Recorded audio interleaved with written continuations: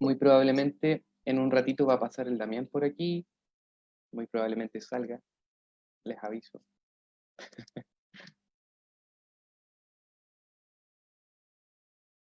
Ya, perfecto. Voy a admitir a las últimas personas que se están incorporando. Denme un momento. Ya. Bueno, voy a hacer la introducción. Primero que todo, buenos días a todas y a todos. Para aquellas personas que no me conocen, mi nombre es Rodrigo Ugarte, terapeuta ocupacional de profesión, y actualmente trabajo en la unidad de salud. Trabajo en la unidad de salud de la USACH y el día de hoy, junto a mi colega Cintia Córdoba, psicóloga de la unidad de promoción de salud psicológica, moderaremos este conversatorio. ¿Ya? Tenemos el agrado de dar inicio a lo que pretendemos sea un espacio permanente de conversaciones. Este espacio tiene la intención de dar a conocer la experiencia de grupos, de organizaciones territoriales e instituciones que aborden temáticas vinculadas a la salud, el bienestar, bien digo, y el buen vivir. Pretendemos que estos conversatorios se realicen a lo menos una vez al mes, ojalá pueda ser así, y serán transmitidos por Facebook Live de la Vicerrectoría de Apoyo al Estudiante y finalmente subidos al canal de YouTube, también espero, de nuestro centro de salud, para después las personas que no puedan participar con nosotros aquí en, sincrónicamente. ¿Ya? Bueno, dicho lo anterior, tengo el agrado de presentarles a Xiu Hen Chiang. Ella es participante activa de la red de abastecimiento feminista La Uslera y la editorial Kimantú. Hoy en día nos vamos a centrar en La Uslera. Nos vamos a dar a conocer esa experiencia, ¿ya? Xiu Hen tuvo la amabilidad de acompañarnos el día de hoy de forma inaugural este espacio para contarnos un poquito de la historia de la organización de la Uslera. Y primero que todo, me gustaría preguntarte, Siu, ¿cómo estás? Yo estoy súper. Se te ve muy bien. Muchas gracias. Mira, para dar inicio a nuestra conversación, me gustaría aprovechar de preguntarte qué es y cómo surge la Uslera. A ver, primero somos una red de abastecimiento feminista. Eso significa que hacemos compras colectivas de alimentos para nuestra casa con una mirada de género, es decir, más allá de los principios hombre, mujer, trans, lo que sea, va en la medida del cuidado, del preocuparse por el otro. Nuestra red está conformada por hombres y mujeres, no es que sea solo de mujeres. Y lo que tratamos de hacer en la Uslera es una red afectuosa de abastecimiento que nos permite proteger y cuidar nuestro hogar a través del trabajo colectivo. Esa es como la idea. Esta es una red que nace el año 2016 de varias personas que militábamos en distintos espacios y que decíamos que existía un trabajo político, que generalmente eran actividades, eran cosas, productos que hacíamos, pero que no estábamos entrando políticamente en nuestros hogares. Y llega un cuestionamiento. Y generalmente las que teníamos estas conversaciones éramos mujeres que éramos jefas de hogar y que sin tener el poder económico que generalmente eran el que traían nuestras parejas, teníamos que hacer estirar el billete para que comieran todos y todos comieran bien. Y bajo esa ley nos reunimos y dijimos, ya, es decir, una de las formas de poder hacer estirar el billete o hacer hundir la chauchera es comprar al por mayor en La Vega. Juntamos una cantidad de personas, fuimos probando, porque esto fue probar y errar a los 10 segundos durante un buen periodo de tiempo, porque nadie tenía experiencias en redes de abastecimiento, nadie tenía experiencias en comprar al por mayor, por ejemplo. No, siempre habíamos tratado de tirar el billete en la feria nomás, po. Y se da la oportunidad que nos juntamos alrededor de 6, 7, nosotros finalmente terminamos diciendo manadas, las familias, porque las familias no es la conformación de papá, mamá, hijos, sino que de roomies, estudiantes, de abuelito con nieto, la conformación de familia es manada. Y hicimos nuestras primeras compras colectivas, con mucha pachorra, nos llamamos el cordón Grecia Mata, más un chiste que otra cosa, porque las personas que participábamos de la red vivíamos en el comienzo de Nathaniel con Mata y terminaba en la Villa Olímpica, nada más. Y igual nos dimos cuenta que esto era un tema bien territorial. Es decir, si íbamos a comprar todos juntos, uno no podía vivir en Huechuraba y el otro en Santiago y el otro en Puente Alto. No, tenía que conformarse territorialmente y con gustos afines. Es decir, si íbamos a comer todos lo mismo, más o menos teníamos que calibrar el menú en función de las compras colectivas. Por lo tanto, igual fue un tema el hecho de que queríamos fluir hacia una alimentación más sana y que aún así nos saliera barato. Era todo un tema. A partir de un año, el 2017, nosotros nos tuvimos que reunir como organización ya formada para participar de una red más grande que se llama La Canasta, que está afincada en una organización que es Trasol, una organización de cooperativas, y que arman este proceso de compras de abarrotes. Nosotros hasta ese momento solo comprábamos verduras. Y nos sumamos como La Uslera, ya definitivamente nos cambiamos de nombre, teníamos que buscar uno más formal, no encontramos otro que La Uslera. Y nos armamos como una orga, en ese instante todavía un poquito repartidos territorialmente, pero después de un año terminamos todos afincados en la Villa Olímpica. Y se empezó a reunir más gente, fuimos una orga que partió siendo de 6, se fueron gente, volvió gente, entró más gente y al final, hoy La Uslera tiene 18 manadas. Ya entrar a La Canasta no significaba un nivel de organización más grande, ya no era así como ya cuando podamos o cuando tengamos un tiempo libre, teníamos que ser ordenados, esa era una compra mensual que nos implicaba, además del trabajo de organizar la compra, que es lo que necesitábamos como organización, teníamos que entregar tiempo de embolse, de distribución, de llevar a las casas, que eran también procesos que los habíamos visto tangencialmente, pero que en ese momento se formalizan.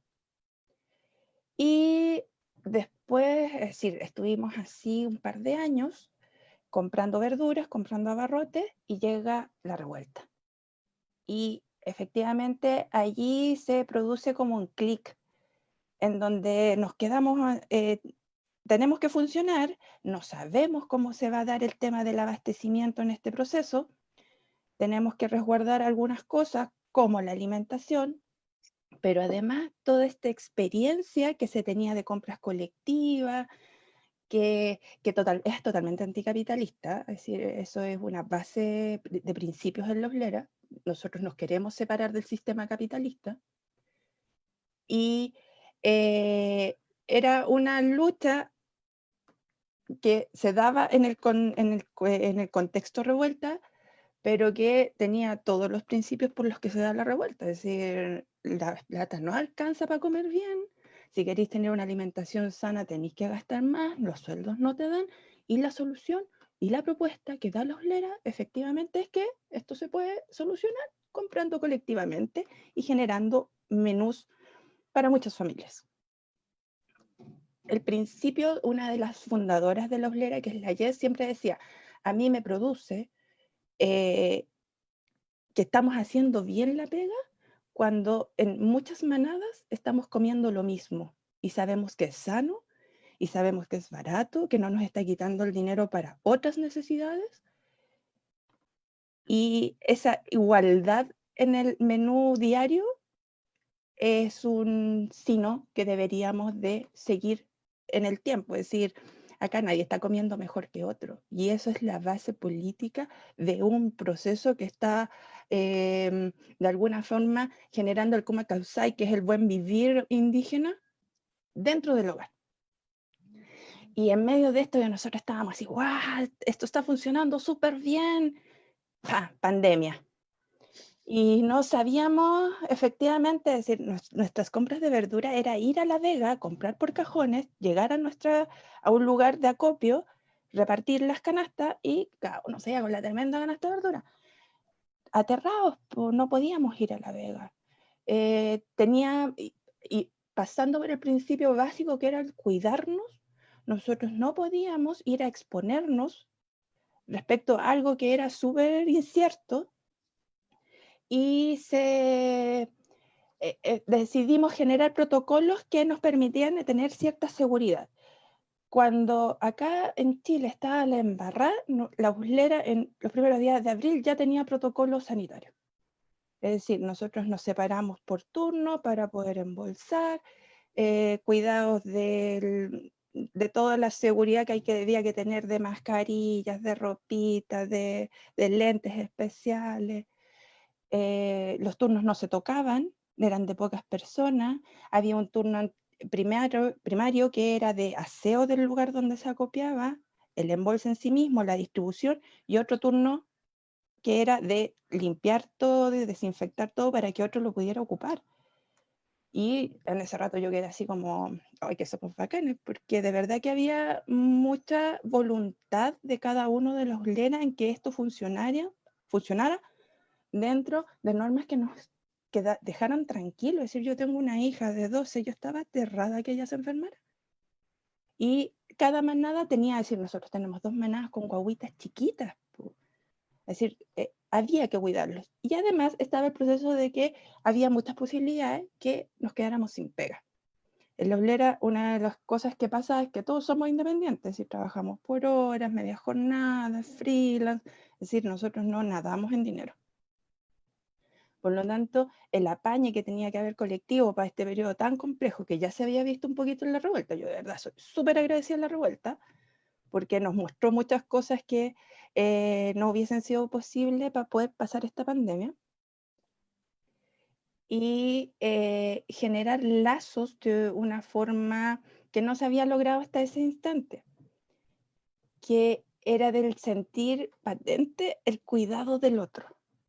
Y en un instante las Oslera se pegan un salto cuántico. Nosotros comprábamos abarrotes y verduras y terminamos comprando aseo, congelado, cualquier cosa que nos pudiese ayudar a mantener nuestro hogar bien alimentado, que era súper necesario, y sanito, lo compramos. Y era un objetivo en pandemia, era que la gente de la Oslera no tuviese la necesidad de ir al supermercado, porque el supermercado era una zona de contagio. Yo por lo menos no piso un supermercado desde marzo. Se hacen todas las compras necesarias para mantener el hogar básicamente, y además nos damos ciertos gustos, que lo encuentro súper bacán, que de repente ese ocio culinario sibarita, aún así también lo podemos hacer sin desembolsar grandes cantidades de dinero. Y bueno, nosotros al final terminamos siendo súper expertos en un montón de cosas, es decir, cómo se compra colectivamente, cómo se hacen las gestiones de compra con proveedores mayoristas. Un fundamento básico de una red de abastecimiento es una planilla Excel, y que sirve para mantener todas las compras, quién impone quién transfiere el dinero, quién... Querida, ¿Esto es sí. pregunta? Sí. Diga. Es que quería justamente aprovechar de preguntarte y si es que nos puedes aclarar cómo es el proceso de llegar, de realizar la compra hasta que esa canasta o esa cantidad de productos llega a tu casa. ¿Nos podrías comentar un poco como parte de las etapas que tiene todo el proceso de la red? Sí, claro que sí, pero igual hay diferencias, aunque los procesos son siempre los mismos. Por ejemplo, depende de las necesidades. Nosotros, hemos detectado que hay necesidades territoriales. No, no puedes comprar las cosas que hay en Chiloé porque es muy caro, pero sí te puedes arreglar con las cosas que venden en Lo Valledor. Nosotros nos dimos cuenta que éramos una red chiquita. Es decir, nosotros somos 18 manadas y hoy estamos participando junto con redes que tienen 20, 50 familias, conociendo también esas otras experiencias. Es decir, esta no es una experiencia única. En pandemia crecieron como hongo las redes de abastecimiento. La gestión de compra generalmente empieza con una necesidad. Necesitamos verduras. Nuestro refri está vacío, no tengo un tomate ni medio limón. Podemos comprar verduras y nos ponemos de acuerdo a través de un WhatsApp, que nosotros lo ponemos on fire cuando estamos en proceso de compra, porque nos coordinamos todo por ahí. A pesar de que somos de un mismo territorio y en pandemia, WhatsApp se transformó en una herramienta muy útil y nos juntamos además en algunas reuniones mensuales, que deberían ser mensuales, como para coordinar algunas cosas. Pero se detecta esa necesidad y empieza la gestión. Significa que nosotros ya tenemos los proveedores, sabemos a quién comprarle, anotamos quiénes van a comprar. No, las 18 manadas no siempre compran todas. Por ejemplo, si fuesen verduras, nosotros nos anotamos en el WhatsApp que necesitamos una canasta o media canasta. No puede haber opciones menores. Ni. ¿Y cómo se define esa lista de productos de la canasta? De verdura en este caso. Es que ha sido mucho por experiencia, no hay si es verdura, tiene que ver la temporada. Nosotros nos hemos transformado en conocedores de agroecología, saber qué es lo que se da en una temporada y qué no se da en otra, o qué es más caro porque es de invernadero respecto a salidas agroecológicas. Nosotros en La Oslera tenemos para verduras en este rato 4 proveedores. 2 de ellos son cooperativas que nacen en pandemia, que son gente que conocíamos desde antes. Una compra a alguien que nos vende fruta que es de parte del sistema, y un cuarto que es un representante de cooperativas agroecológicas. Nosotros hemos tenido la posibilidad de ir eligiendo nuestros proveedores. No siempre se puede. Por lo tanto, se decide la cantidad de canastas que se compran, se hace un Excel con lo que va a llevar esa canasta, nosotros ponemos una cuota fija, que en este instante es de 15.000 pesos por manada. Se reúne todo, es decir, se ve cuál es la cantidad de canastas que va a haber, no pueden ser menos de 8 para que podamos comprar al por mayor.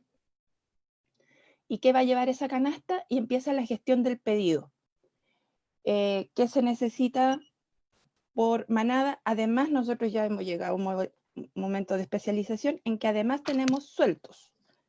Es decir, se compran las canastas base y además podemos elegir cada uno si es que queremos algo más extra, según lo que nos ofrecen nuestros proveedores. Se junta la plata, se ve la compra, se hace el pedido y se gestiona que el despacho de todas esas compras sean en un mismo día y dentro de un rango de horarios. Para hacer el embolse, nosotros recibimos los cajones al por mayor y el día del embolse repartimos todas las canastas por igual. Es decir, si se compra un saco de papas, se reparte entre las 8, 10, 12 canastas. Y generalmente compramos fruta por cajón, papas por saco, cebollas por saco, y lo que compramos así como suelto es gustos, que si queremos tener alguna fruta extra, pero nos preocupamos que haya de todos los colores, que es un tema así como de salud en la canasta, que haya verde, amarillo, rojo, es súper necesario y que tiene que ver con una alimentación sana. Y de ahí viene el turno de distribución, que hay compas que no pueden ir a buscarlo en el momento en que se hace el embolse, se va y se les va a dejar su canasta. Ahora, eso son pegas que nosotros nos vamos delimitando. Nosotros en realidad tenemos una red muy afectuosa, en que nos damos cuenta cuando estamos dando más o menos trabajo a la red. No tenemos que estarnos latigueando para ir a un embolse ni nada. De hecho, el embolse es nuestra reunión social. Y es muy bacán ir porque conversamos de todo. pero la red se basa en trabajo recíproco, es decir, yo no puedo trabajar en este turno o en este embolse, veo cómo trabajo en el próximo. Pero sí hay redes que son mucho más estrictas, son más disciplinadas en eso, en donde efectivamente tenéis un turno y lo tenéis que cumplir. Y si no lo podéis cumplir, lo tenéis que cubrir.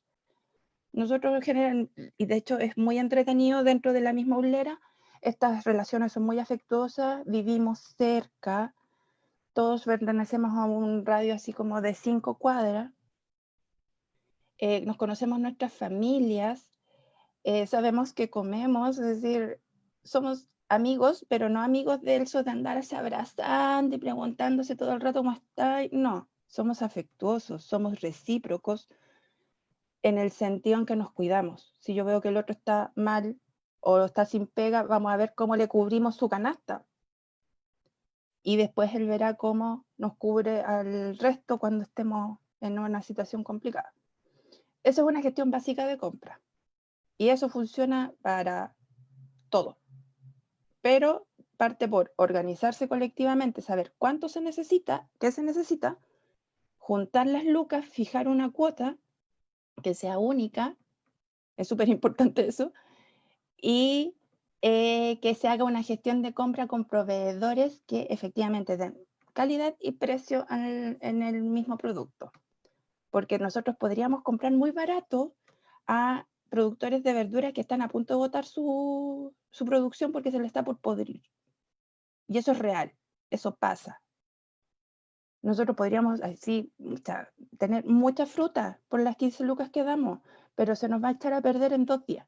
Preferimos comprar algo que esté a punto de madurar y nos va a durar 10 días en el refrigerador, y además tenemos todo un proceso de ayudarnos con datos de cómo mantener bien los alimentos, porque nosotros compramos verduras cada 3 semanas, más o menos. Entonces hay que hacer durar la canasta 3 semanas.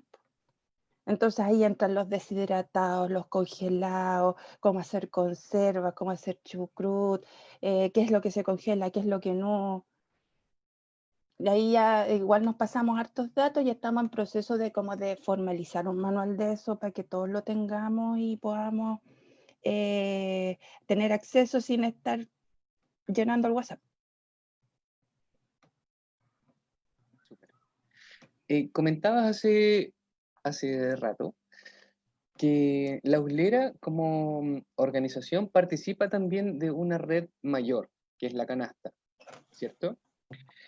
Pero yo también sé que la Uslera ha apoyado a otros grupos a poder ser también otras redes de abastecimiento. Me explico, ha trabajado también como incubadora de redes. ¿Nos podrías contar un poco de esa experiencia con la revuelta, precisamente? Es decir, una de las cosas que pasa en la Uslera, que pasa en las redes de abastecimiento en general, uno toma una decisión. Hacemos que la red crezca tanto que compremos para 100 familias y así podemos hacer una economía alternativa y comprar directamente al productor 10 toneladas de arroz. Sí, es una posibilidad y está buena. Pero nosotros como Uslera decimos que no iba a ser así.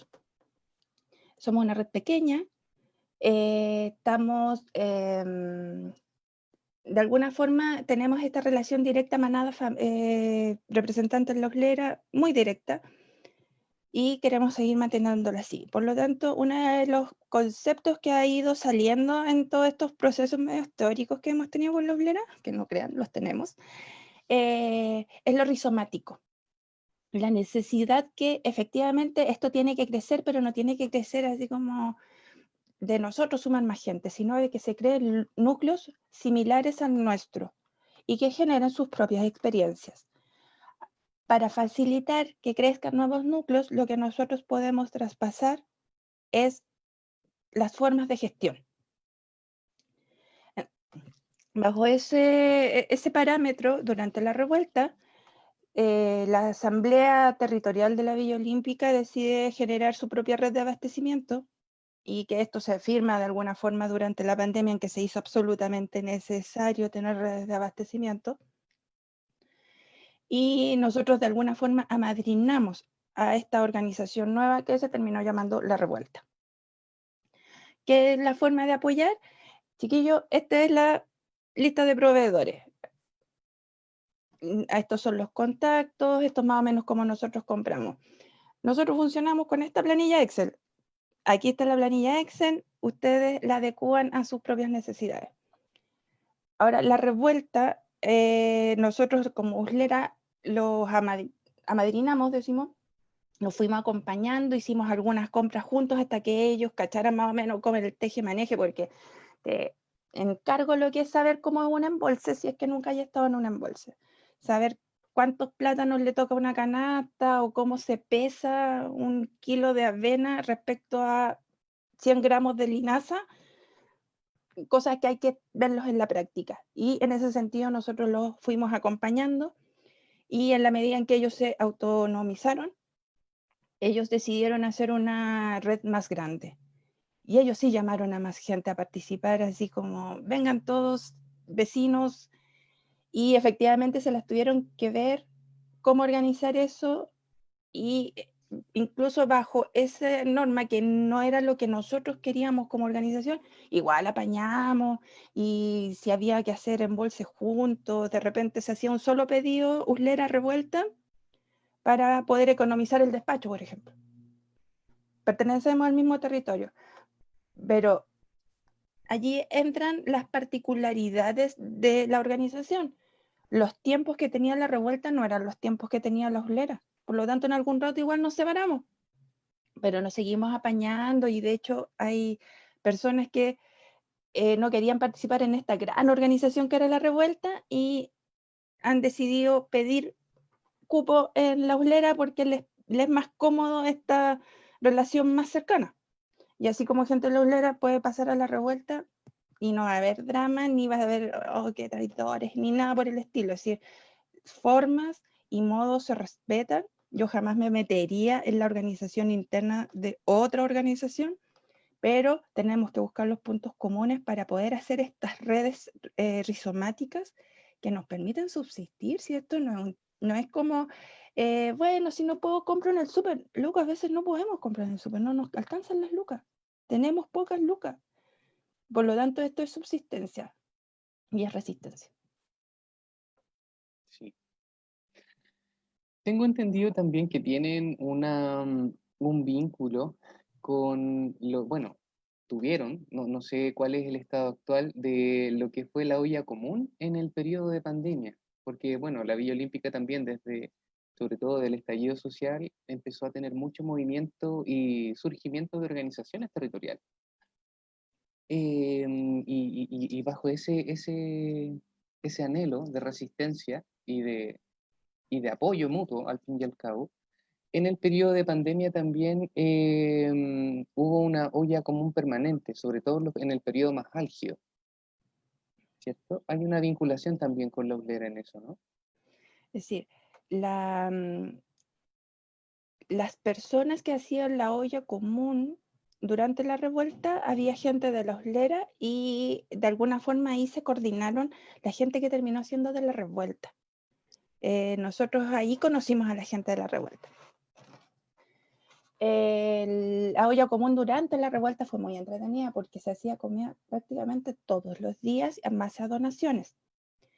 Y como Uslera nosotros estábamos de verdad que tratando de acomodarnos a este estallido que no cachábamos para dónde tirar. Sí mantuvimos nuestras compras y apañábamos con compras extras para la olla común. Ya en pandemia estábamos más organizaditos y teníamos un contacto mucho más directo porque la olla común prácticamente salió de gente de la revuelta durante la pandemia, de gente de la Uslera, y había como dos mecanismos con los que nosotros podíamos apañar a la olla común. Una, a partir de la canasta, que es esta red más grande, se nos daba la opción de comprar canastas solidarias, que eran a un valor menor de lo que se compraba en las organizaciones, era así como costo cero. Creo que costaban 10, 12 lucas, cuando a nosotros esa canasta nos cuesta 15. Pero la podíamos comprar, una, para ayudar a familias que la estaban pasando mal, que no tenían como lucas para comprar alimentos, y para las ollas comunes. y generalmente se compraba una canasta solidaria para la olla común. Y lo otro era que con el embolse de verduras nosotros generábamos como una canasta extra para la olla común. Nosotros, como nos repartimos un cajón en 12, en vez de repartirnos en 12, lo repartíamos en 13. Que eran pequeños actos solidarios, aparte de lo que ellos reunían, pidiéndole a los vecinos y todo para la olla común, porque esta olla común igual fue bien sacrificada, porque no tenía un contacto así como de financiamiento, no había una orga política atrás que le podía estar dando lucas permanentemente. No, esto vivía de la solidaridad de los vecinos y eso fue muy bacán. Y nosotros eso es lo que podíamos apañar, pues decir, por lo menos 2 o 3 veces al mes la olla común tenía cosas que salían o de la revuelta o de la oblera. Ya, perfecto. Sí, es interesante cómo se van tejiendo las organizaciones territoriales, sobre todo, porque al fin y al cabo, a partir de estas experiencias que nos has comentado, nos damos cuenta también de lo necesario y de lo potente que puede ser el trabajo de coordinación en los territorios. Eso me llama mucho la atención de la experiencia que nos estás comentando. Me gustaría también preguntarte, retomar en lo que ha sido este periodo tan complejo y tan incierto de pandemia, en donde hay muchas personas que han estado bien complicadas, tanto con respecto a la salud, a nivel personal, de familiares, y como también en términos laborales. Hay muchas personas que lamentablemente han perdido trabajos, se han visto con reducciones de salario. Nos comentaste un poquito al respecto, pero me gustaría que podamos profundizar sobre ese tema en cuanto a su experiencia. Cuéntanos si existe o hubo algún compañero, alguna compañera que se haya visto afectado por estas circunstancias, cómo han, de ser así, cómo han reaccionado, cuáles han sido los apoyos posibles que se les han entregado. Es decir, como yo les contaba recién, esto, aparte de ser como una organización política para el buen vivir, nosotros somos muy afectuosos.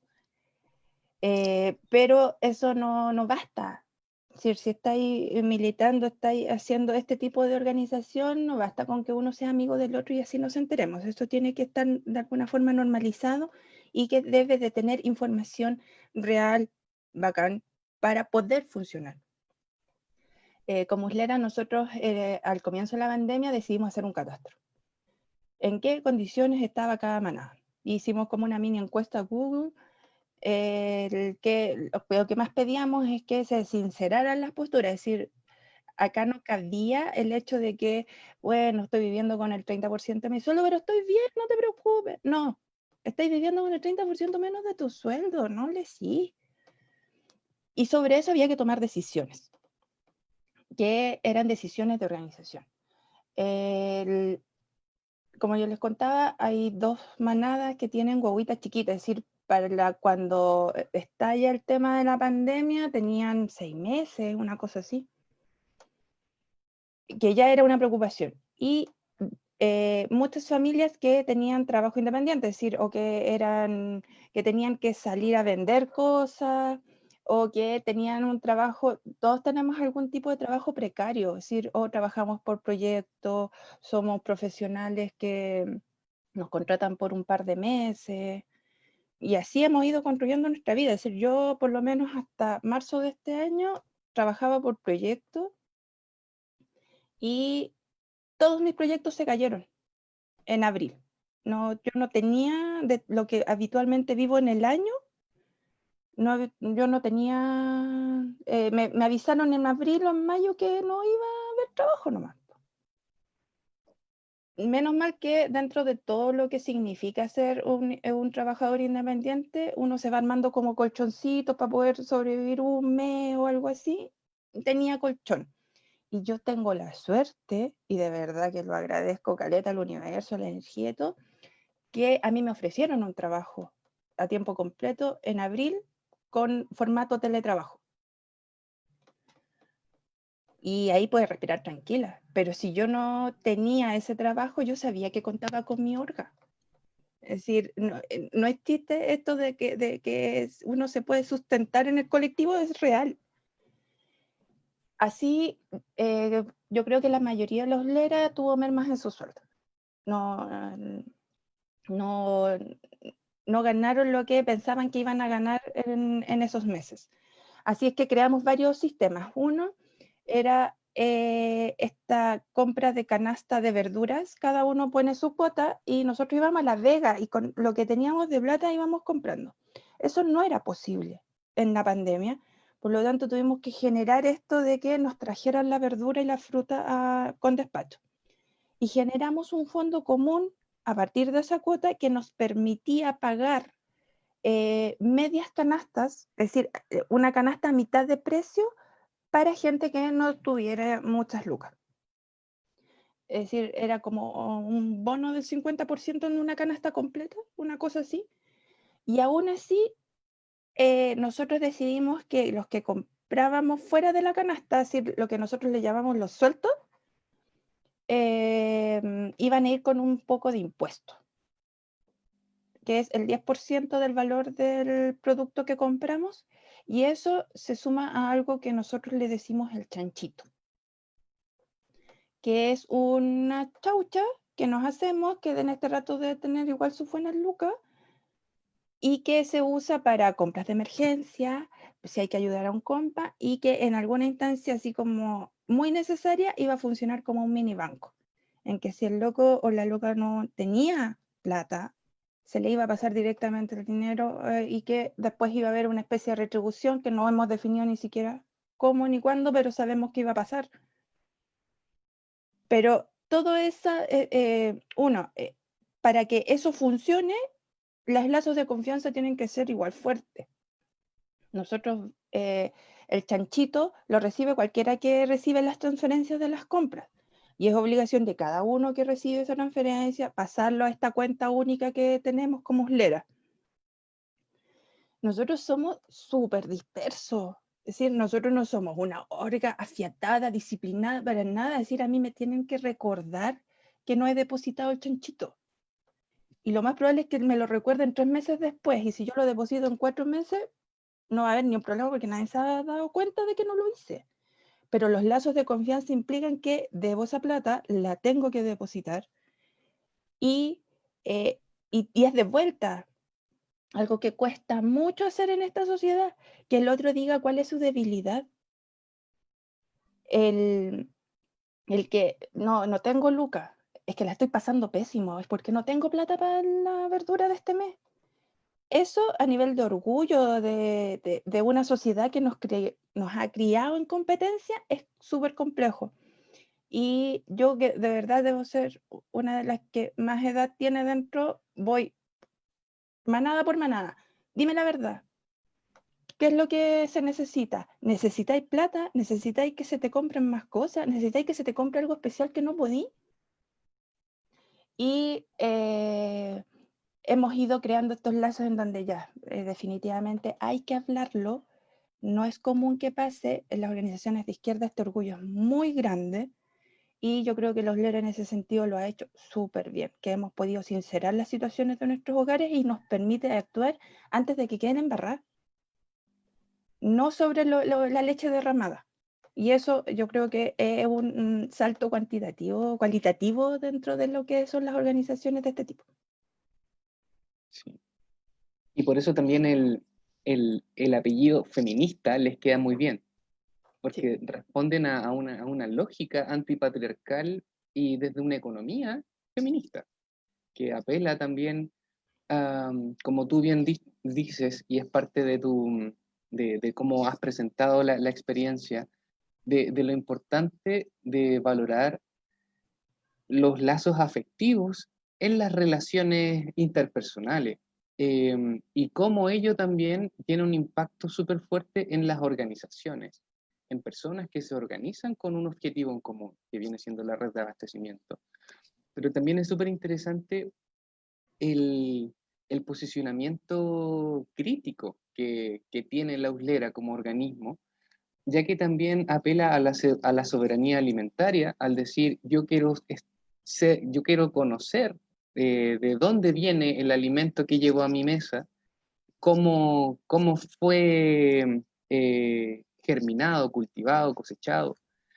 Y también que me hace muy feliz saber que hoy en día cuentan con la posibilidad también de poder escoger a sus proveedores, porque responde también a ese posicionamiento ético-político que ustedes están aferrando. Es súper importante igual recalcar, como has comentado, esta lógica anticapitalista que ustedes como grupo, como agrupación dicen, esto, este, esta forma de abastecernos, si bien es a partir de una necesidad básica, pero también están haciendo un modelo, o más allá de un modelo, están trabajando bajo una metodología que irrumpe a la lógica del sistema, que desde lo más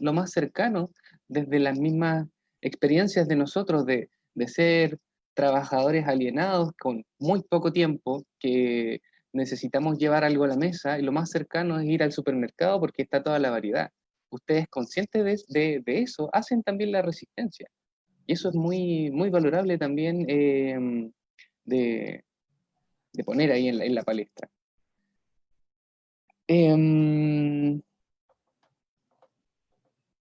Iba a preguntar algo, pero ya creo que se me olvidó. dame un tiempo y se me va. Es decir, igual hacer una como aclaración, uno de los términos que ha sido súper complejo de tratar el término de soberanía alimentaria. De hecho, desde otras redes llegó como el cuestionamiento de que la soberanía igual tiene que ver como con la conformación de territorios con organización particular propia. Y nosotros no apostamos a la soberanía alimentaria, lo que nosotros apostamos a la autonomía alimentaria. Es decir, el poder elegir, el que tener la suficiente opción, eso de tener opción de elegir proveedores igual es entre comillas, porque los proveedores que podrían funcionar como cooperativas, como principios agroecológicos, que cuiden la tierra, que no usen glifosato, es mínima y generalmente es muy cara. Es decir, si uno quiere comer sanito y con sello agroecológico, tiene que pagar el doble. Y eso es real. Eso es real en un mundo de mercado. Cuando nosotros elegimos proveedores que nos damos ya a esta altura el gusto de encontrar compañeros de ruta que nos dicen, mira, sabes que yo no estoy usando glifosato. O que nosotros somos 8 cooperativas que en general nos reunimos en una sola para poder tener ventas al por mayor, pero en realidad somos 8 familias. Y así conocimos al Danilo, que es el que nos vende los huevos, unos huevos fantásticos, que son maravillosos, son de Talagante, él los trae a Santiago y en el medio de la pandemia él tuvo un accidente automovilístico grave y se quedó sin auto y nosotros decimos, chuta, hay que cuidar al proveedor porque este es un tipo de relación distinta, no es que nosotros le compremos a alguien y el otro nos vende el producto y intercambiamos dinero. No, nosotros también intercambiamos relaciones. Hacemos relaciones recíprocas. Entonces al Danilo, que no tenía auto y que una de sus ventas mayores era la Uslera, le ofrecimos, nosotros lo vamos a buscar. Nosotros ponemos un auto, vamos a buscar nuestros huevitos, mantienes tu fuente de ingreso, aunque sea esto, y nos mantienes el valor del huevito, que había estado subiendo por el tema de los alimentos a las gallinas felices. Y con el Danilo está súper agradecido, po. Y nosotros además creo que le llevamos una canasta solidaria porque no sabíamos si iba a tener ingresos. Pero independiente de eso, eso no era como, ay, hay que cuidar al Danilito. No, hay que cuidar a las relaciones recíprocas que existen entre. no es que nosotros compremos un bien o un producto, solo eso. Tenemos que generar estas relaciones proveedor-consumidor de una forma distinta. Eso también es ser anticapitalista. Perfecto. Gran aclaración, gracias. Em, ¿Te acuerdas? y sí. ¿Cómo se proyectan para este año que se viene? ¿Qué se viene en la Uslera 2021? No fuimos, somos ambiciosos. No. La verdad es que hicimos una jornada de saber qué nos había pasado este año. De hecho, fue una jornada muy linda porque todos nos... eso que es como mucho amor, de que estábamos muy contentos de participar en la Uslera.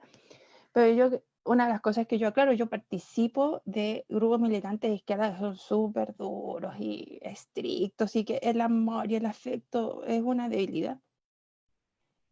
Nosotros no somos los hippies de las redes de abastecimiento, se los puedo asegurar.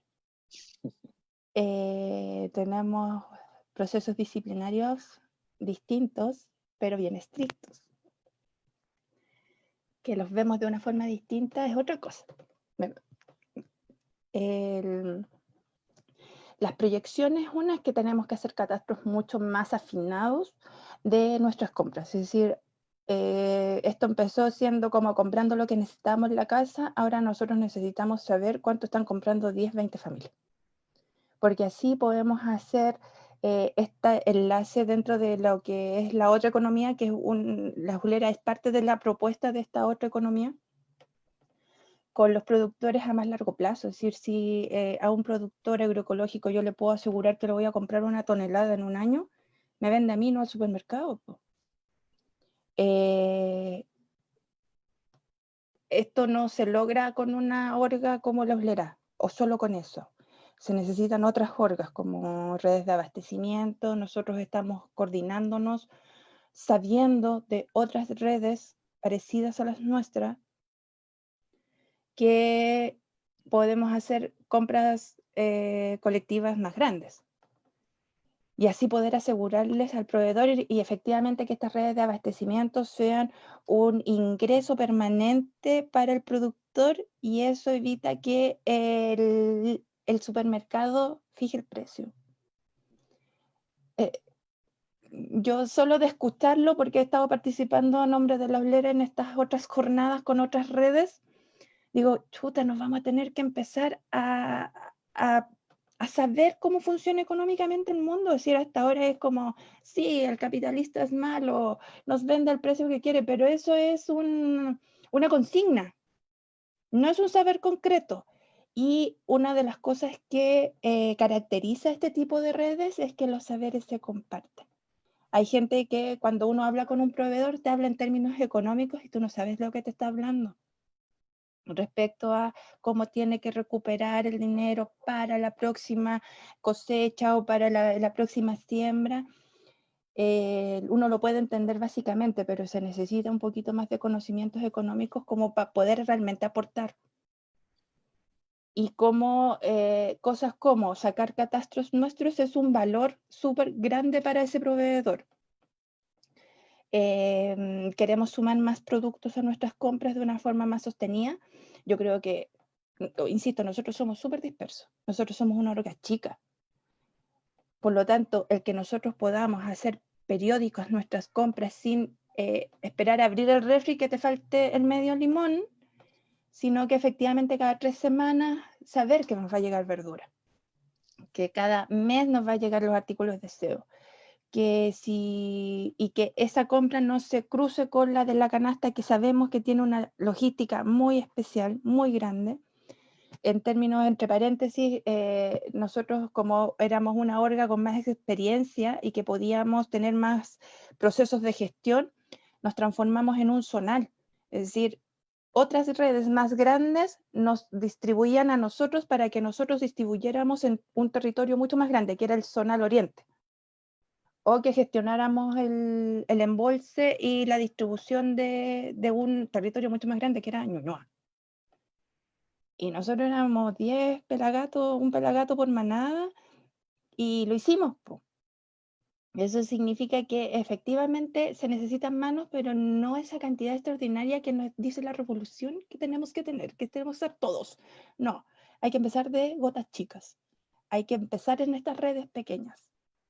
Y sobre eso ganar experiencia para poder participar de estas otras redes más grandes. Y compartir saberes. Es súper importante compartir saberes, porque lo que para uno es como parte del ADN, es decir, a mí me ponen una planilla Excel y ¡pum! Le pongo la organización. Pero soy pésima en relaciones sociales, entonces a mí no me pongan a coordinar con otros grupos, ¿cachai? Saber cuál es el valor de cada uno en la individualidad y en el colectivo. Entonces, todos esos son procesos que nosotros logramos visualizar hoy, que no hubiésemos podido visualizar sin una pandemia de por medio o sin una revuelta de por medio. Entonces, yo creo que estamos en proceso de hacer protocolos un poquito más afinados respecto a nuestras compras, poder hacer estos catastros. Hemos sumado 2 manadas en este último tiempo, llegando al límite de lo que puede funcionar en nuestra organización. Entonces tenemos que hacer el acompañamiento de estas familias nuevas que no tienen ni idea, que nosotros estamos locos y que tenemos formas de funcionar que salen de las lógicas en donde uno ha vivido toda la vida. Es muy bacán, es decir, saber que uno está fuera de esas lógicas. Y yo creo que tenemos que afianzar nuestros vínculos con las otras redes. Es decir, esas son las grandes tareas 2021, pero que aún nos queda una larga jornada de discusión para poder aclarar cómo y cuándo vamos a hacer cada una de esas cosas. Perfecto. Bien, yo en lo personal no tengo más preguntas para Siu. Me gustaría abrir la posibilidad de que algunas otras personas que no estén escuchando, nos hayan escuchado, no sé si por Facebook, no tengo idea, yo no uso Facebook, así que no sé cómo va ese tema. Tal vez Estefanía nos podría apoyar con eso, ver si es que hay alguien por ahí mirándonos, escuchándonos, a ver si es que tienen dudas, preguntas, consultas. Aprovecho, Siugen, de nuevamente darte las gracias por la posibilidad de conocerte, de conocer en tus palabras la experiencia de lo que ha sido la uslera. Y, y nada, pues a través de esto personalmente también siempre me ha llamado también mucho la atención de conocer nuevas experiencias, la posibilidad de pensar en otras formas de vivir, otras formas que nos permitan también responder a ese malestar que uno siempre está teniendo. Es decir, yo creo que hay ruidos que uno escucha en la vida en donde uno dice, esta cuestión no está funcionando bien, a mí no me funciona bien, pero como lo hace todo el mundo, yo encuentro un valor gigante, en especial durante la pandemia. Esas personas que no tenían ninguna ganas de organizarse, participar, de hacer las cosas colectivamente, se vieron entre la espada y la pared y decidieron actuar. Yo realmente les tengo una admiración gigante porque una como que funciona dentro de, no, es que hay que probar y tenemos que tratar de buscar cosas nuevas. Yo vengo 20 años militando. Entonces, como la loquita de patio siempre he sido dentro de mi familia, entonces estoy muy acostumbrada a que me miren feo, pero a la gente que no está acostumbrada a que la miren feo, que quiere salir adelante y les hace ruido y prueban algo nuevo, encuentro que tiene una valentía, porque romper los estándares, las estructuras que uno ha tenido toda la vida es dificilísimo. Y claro, tenía que venir una pandemia como para sacudir, pero ya cuando uno se mete en esta cuestión es muy difícil decir, no, voy a volver al otro, porque el otro te hace ruido. Hay algo que no es natural, no está a escala humana. Y yo creo que las redes de abastecimiento lo que hacen es poner una economía popular a escala humana. Sí.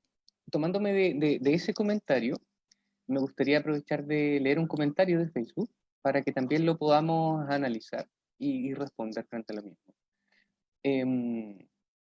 Vinca nos dice, yo no soy agradecida de la revuelta. Quemaron el supermercado donde un vendedor como mi marido perdió su trabajo y 200 familias también.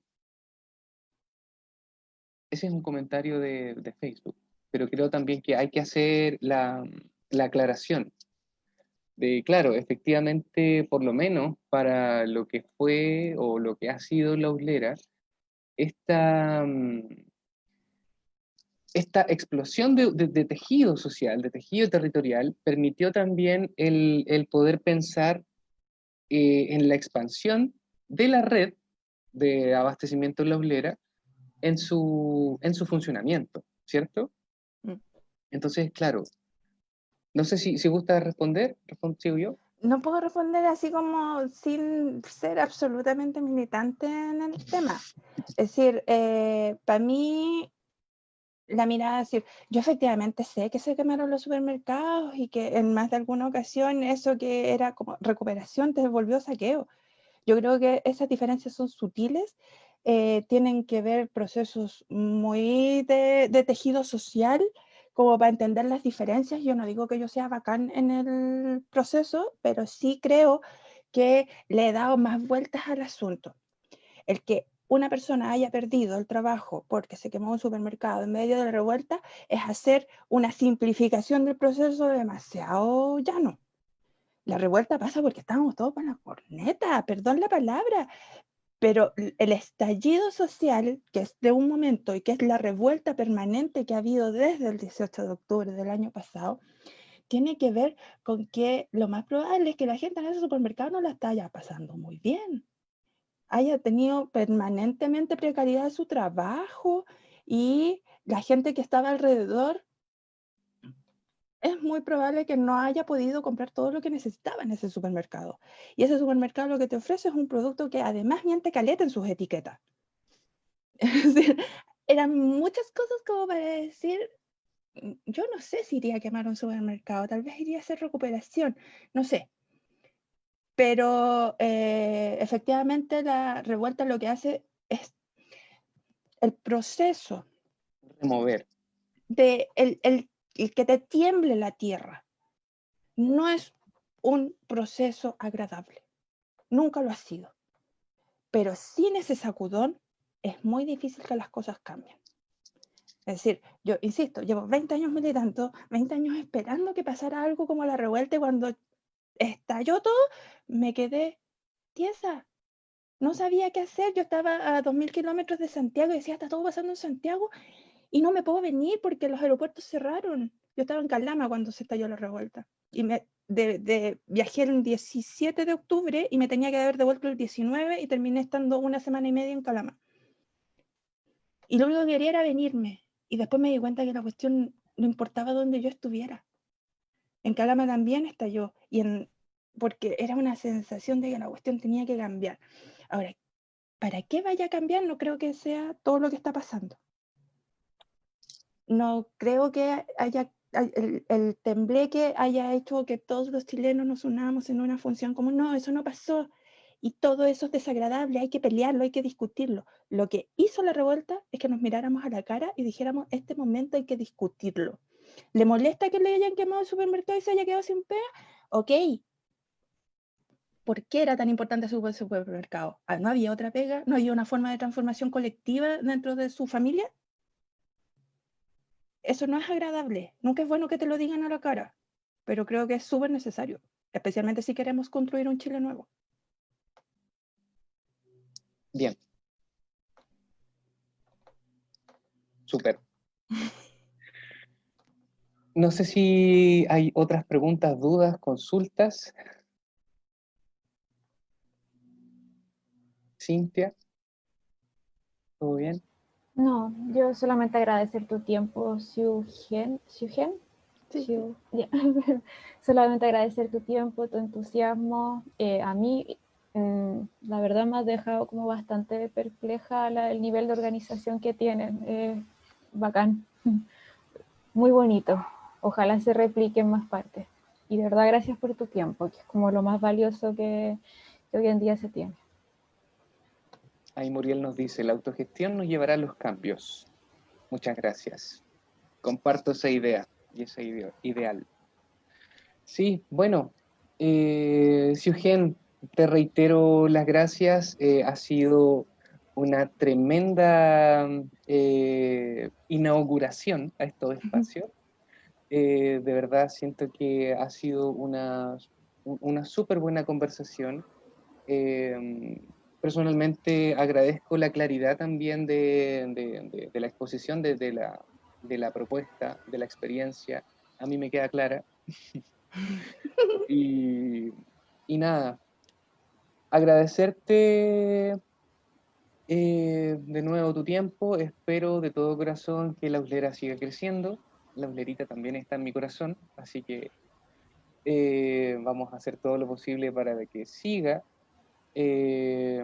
creciendo, nutriéndose de experiencias y sigamos trabajando en el tejido social que apela a la necesidad también de volver a encontrarnos y de mirarnos al rostro y decirnos lo que nos molesta y buscar en conjunto alguna propuesta en común. ¿Ya? Así que, no sé, gracias, Siu. No sé si quieres decir algo más antes de terminar. Sí, una que es una alternativa, no como todas las opciones que dan estos locos de patio.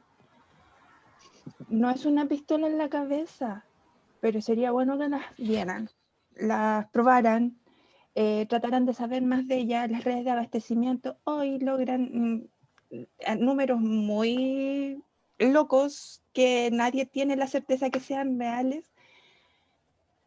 Por lo menos 1000 familias lograron pasar la pandemia gracias a esta red de abastecimiento.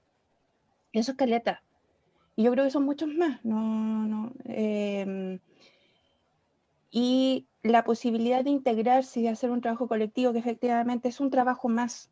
No, esto no es el happy end de que en mis tiempos de ocio voy a tratar de armar una red de abastecimiento. No, es una pega más, pero que al fin y al cabo llena el corazoncito a la guatita y hace que se arme este tejido social que estaba tan roto en los chilenos, porque nos obliga a mirarnos y saber qué está comiendo el otro, es entrar en la privacidad del otro. Y esa estructura que nos armaron, que dijeron que nosotros no tenemos que mirar para el lado, eso también hay que romperlo. Así que muchas gracias por la oportunidad de poder hablar de esto sin el abucheo habitual que pueda haber al respecto. Muchísimas gracias, Siu, de verdad. Bien, damos entonces por finalizada la jornada. Agradezco a los oyentes, quienes nos miraron. Como les comentaba, espero que esta conversación pueda estar en las redes sociales del Centro de Salud más adelante para verla una y otra vez y escuchar a la Siu. ¿Ya? Muchísimas gracias, que estén muy bien, que tengan un buen día y feliz año nuevo. No sé si sea feliz, pero retomemos. ¿Cómo? Felices fiestas. Así es. Chao, Bien. que tengan un buen día. Un abrazo. Muchas gracias, Siu. Chau. Gracias. Chao, que estén bien. Que pasen bonitas fiestas junto a su familia.